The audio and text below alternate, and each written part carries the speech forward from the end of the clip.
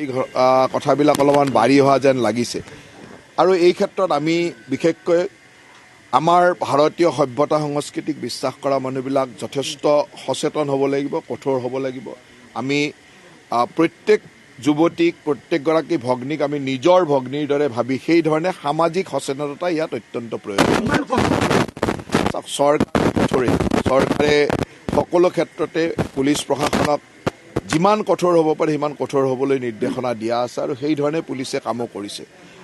মই ভাবোঁ যে সামাজিক দায়বদ্ধতা আৰু প্ৰয়োজন আছে আৰু সামাজিকভাৱে আমি সকলোৱে এই সচেতনতাৰ প্ৰয়োজন আছে। যোৱাকালি মই যেতিয়া গৈছিলোঁ তেতিয়া যথেষ্ট আগতকৈ ডেভেলপ কৰিছিল। তেওঁক ইতিমধ্যে 2 বটল ব্লাড দিয়া হৈছে, কাৰণ যথেষ্ট ৰক্তক্ষৰণ হৈছিলে, ব্লাড কমি গৈছিলে, গতিকে ব্লাড দিয়া হৈছে। কিছু পৰিমাণে সংজ্ঞাও আহিছে, ৰেছপণ্ড কৰে, কিন্তু যথেষ্ট আঘাত হৈছে। প্ৰায় মূৰৰ ওচৰে পাজৰে 4-5 ঠাইত গুৰুতৰভাৱে আঘাত হৈছে।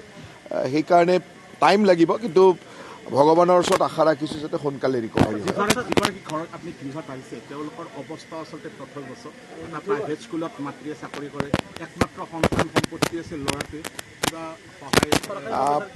আজিতো মই আহিছোঁ, মই নিশ্চয়কৈ পৰিয়ালটোক যিখিনি পাৰোঁ আমি সহায় কৰাৰ চেষ্টা কৰিম, কিন্তু চৰকাৰীভাৱেও কি কৰিব পাৰে, মুখ্যমন্ত্ৰী ডাঙৰীয়া বাহিৰত আছে, অহাৰ লগে লগে কথাখিনি পাতি চৰকাৰীভাৱেও কি কৰিব পাৰে এই কথাটো চিন্তা কৰিম। চাওক, ইয়াত আমি সেই আগ্ৰাসনটো ৰোধ কৰিবলৈ আপোনালোকে জানে কিছুদিন আগত আমি ইয়াৰ ওচৰত এটা ঠাইত এভেকশ্যনো হৈছিলে আৰু এই কথাবিলাক আমি অত্যন্ত গুৰুত্ব সহকাৰে ল'ব লাগিব। বিশেষকৈ কিছু অঞ্চল আছে যিবিলাক অঞ্চলত এই ধৰণৰ অসামাজিক ঘটনা ঘটি থাকে, সেই কামবিলাকত আমি অত্যন্ত গুৰুত্ব দিব লাগিব আৰু পুলিচ প্ৰশাসনে বা জিলা প্ৰশাসনে ইয়াত যথেষ্ট কঠোৰ হ'ব। এই গোটেই অঞ্চলটোত বহুদিনৰ পৰা এটা ডিমাণ্ড আছিলে যে আৰক্ষী চকী এটাই হওক, আউটপোষ্ট এটাই হওক লাগে।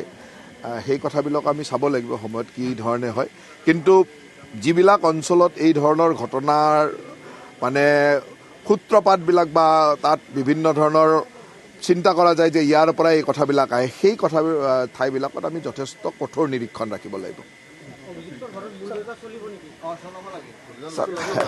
ঠিক কথাবিলাক চৰকাৰীভাৱে তেনেকুৱা কথা নহয়, কথাটো এইটোৱে যে সকলোৱে বিচাৰিছে ইয়াৰ এটা ভৱিষ্যতে নহ'বৰ কাৰণে যি ধৰণৰ কাম কৰিব লাগে সেইখিনি কৰিব লাগে। গতিকে আমি সদায় ৰাইজক এটাই আহ্বান জনাম যে ৰাইজ অত্যন্ত সচেতন হোৱাৰ প্ৰয়োজন, কাৰণ এই সময়টো ক্ৰমাগতভাৱে আমাৰ কাৰণে এটা উদ্বিগ্নৰ সময়। গতিকে আমি সকলো ৰাইজ সচেতন হ'ব লাগে যাতে এইবিলাক ঘটনা ভৱিষ্যতে অসমত ঘটিব নোৱাৰে। সেইটোৱে ৰাইজ সচেতন হ'লে ইয়াক কমাই আনিব পৰা যাব। চৰকাৰ সদায় কঠোৰ, কেৱল ৰাইজৰ সচেতনতাৰ এটা প্ৰয়োজন আছে।